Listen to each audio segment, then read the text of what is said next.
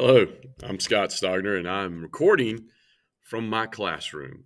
Um, I figured I'd want to do this because I think the first recording for this coursework about 3 years ago, I did right here.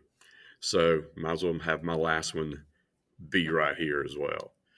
Um, First off, I want to say thank you to Dr. Moody for helping me along the way and advising and all the other things that you've done to help not just me but others, but me in particular.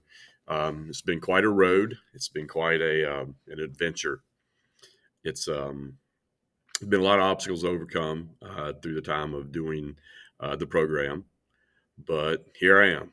And thank you for being patient and understanding with my duties as the defense coordinator here. And we had a pretty good year and made a nice little run in the playoffs. So um, took a while. And then everything that played into this fall, I appreciate that understanding. COVID's a nasty thing, especially to an 84-year-old man. And that drained me just as much as it did him, I'm sure. But traveling an hour and a half to 45 minutes up to Clemson, South Carolina, once a week during a weekday or twice in some cases during football season.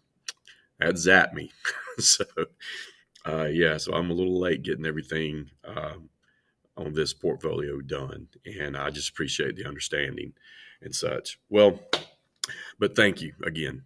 First off, one of the details or highlights, if you will, of the portfolio is summer school. I labeled it as district because it was. I'm summer school director here for Chapin High School and for another high school, our magnet school, Spring Hill High School. And I've been the director for many years now. I was a teacher in it, and the position came open, and I talked with the district office over summer school and, interviewed basically and got the job and had some learning to do. There's no doubt about it because obviously things had changed over the years. And as I went through this process, um, it was just such an invaluable experience.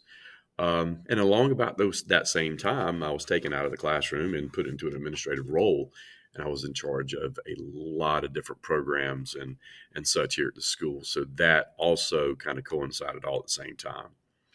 And with all of those experiences that I had, being out of the classroom as an administrative person, I wasn't an AP, but I did their work, and just being around that side of education was very eye opening, and that's why I decided, to start this program. I should have started it years ago. Um, I do believe it would have been a little bit easier on me, but here I am, and that's the reason. So I wanted to highlight as part of my portfolio in this video the summer school portion. That within itself really, especially the last 2 years with COVID being a major factor, that really played a really huge part in the portfolio for me because there were so many aspects to it that was just like being, um, the principal, so to speak. Dr. Harris over student services at the district office, who's over summer school, told me, said, Coach, you're the man, you're the principal, you make the decisions. And if you need help, call.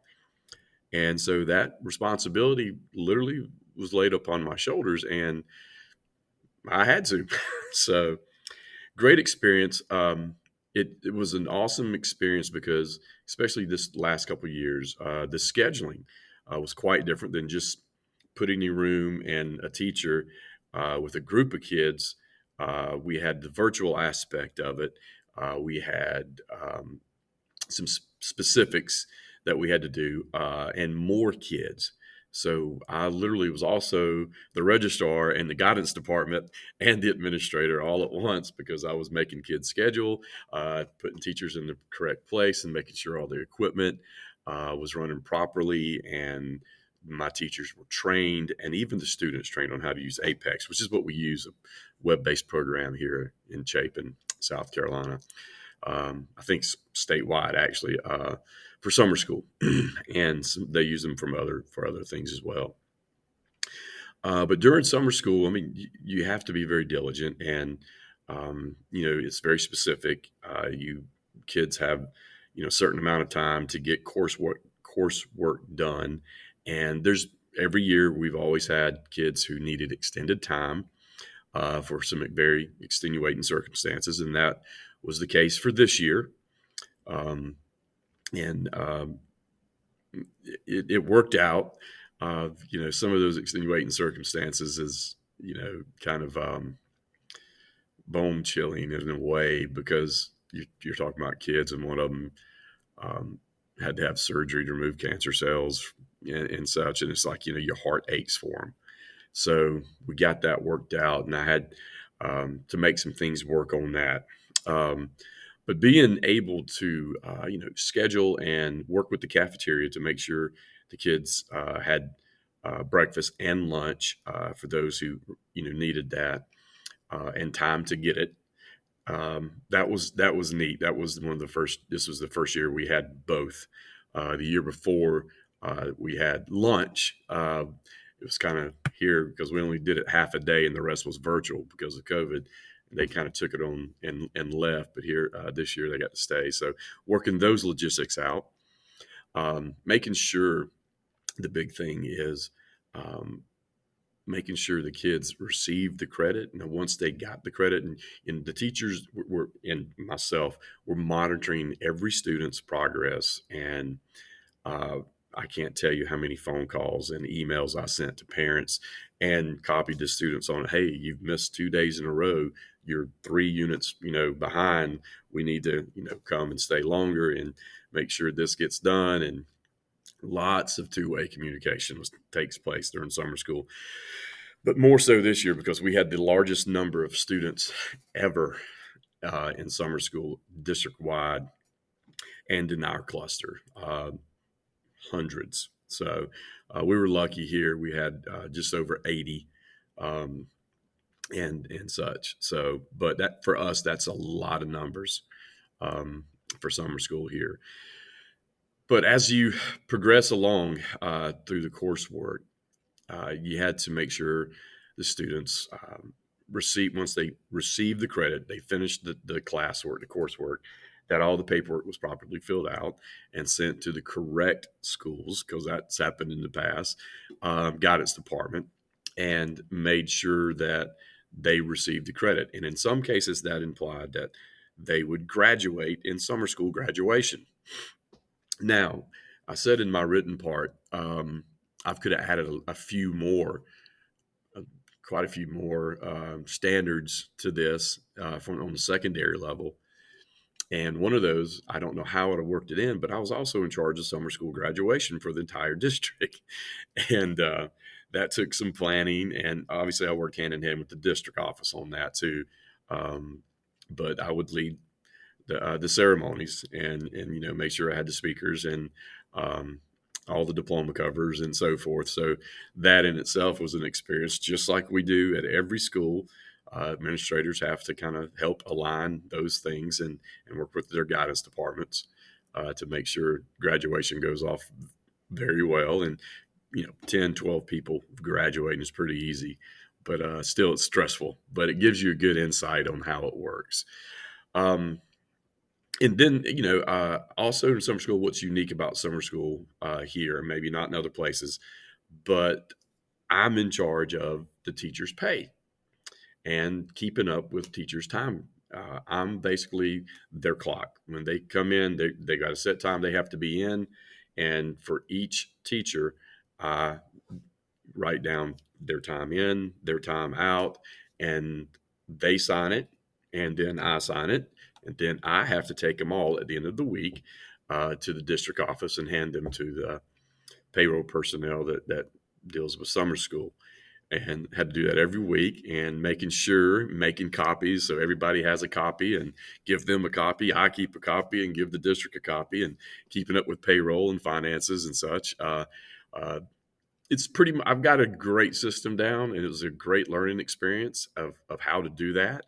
Um, I also do that with my after school peer to peer tutoring program called Eagle Enrichment that been in charge of for quite a while now too, and make sure my teachers get paid. I have two or three teachers that work there, and a lot of student tutors that get service hours, but they also, some of them do get paid $10 an hour that I have to raise money for with various community organizations. But anyway, I'll get to that in a moment. Um, but summer school, after the responsibilities of that really lead you to believe, or led me to believe that I'm good. I'm good to go to be an assistant principal based on working summer school and all the other things that I've done. Even this year, this been a couple of years I've had to do this, but I had to expel a kid from summer school. Um, Getting up and leaving and just discipline issues, and contact the parents obviously and their home school and guidance, and inform them that they're going to be withdrawn and they're not set foot back on campus. So had to do that. The other highlight I'd like to make, and oh yeah, I'm sorry, I spent well over 244 hours just on summer school alone, in preparation for it and working it. Eagle Enrichment's my other highlight that I'd like to talk about. That's a great thing. It was started uh, 12 years ago, 12 years ago by the now superintendent, my principal at the time, Dr. Ross. Uh, and I took it over 2013, 14, and grown it tremendously since. I went from just a few teachers to three teachers and a lot of peer tutors working for their service hours. And I raised money by asking for donations and writing grants and such. And I was just informed just yesterday from my district foundation that I'm going to receive more money from them this year through that grant writing. And I use that to buy supplies and whatever we need for the program, and to pay the teachers and to pay the tutors $10 an hour for those that are done with their service hours. And that's usually the seniors. And I can't tell you how successful it's been. It's been a godsend to a lot of these kids. They get free help. They don't have to pay for it. Chapin's Women's Club donates food and drink and snacks and meals. And so the kids get to eat and drink before we start on Mondays and Thursdays. And then they get help. And some kids just come in there just to get some work done before they go home to a situation that's probably not conducive to work. And I interview the tutors to make sure they're qualified. I make sure the teachers are able and willing, and obviously they're qualified. And if they have the right personality, okay, to work in that kind of environment. But I run a pretty tight ship. There's no goofing off, no social hour. It's run pretty well. And just the community relations part, Shaping Junior Women's Club have given me money before, and probably in January, I've been told probably get some more money from them. Um, Local church, St. Francis Assisi, has given quite a bit of money over the years, but they've been kind of low in their funding because of COVID and how they raise money. So got an application in with them this year. Hadn't heard anything yet. Normally don't hear anything until the spring, but we'll be all right till then. So yeah, great experience doing this, making sure that everything's taken care of is for both programs, and that's just the tip of the iceberg. Um, Community relations, the stakeholders are taken care of, resources, allocation for resources and funding. It's all a part of it, and I've been doing that for a while, and I hope I've done this right. To finish up, I thank you for everything, Dr. Moody, and all the other professors that helped out and helped me when I panicked, when I didn't know how to do things, because being 50 something years old and starting a new branch in life where you're not real sure of yourself, uh, this program in Fort Hays has really given me assurance that I'm ready. So thank you very much. And honestly, I just, from the bottom of my heart, thank you. Take care.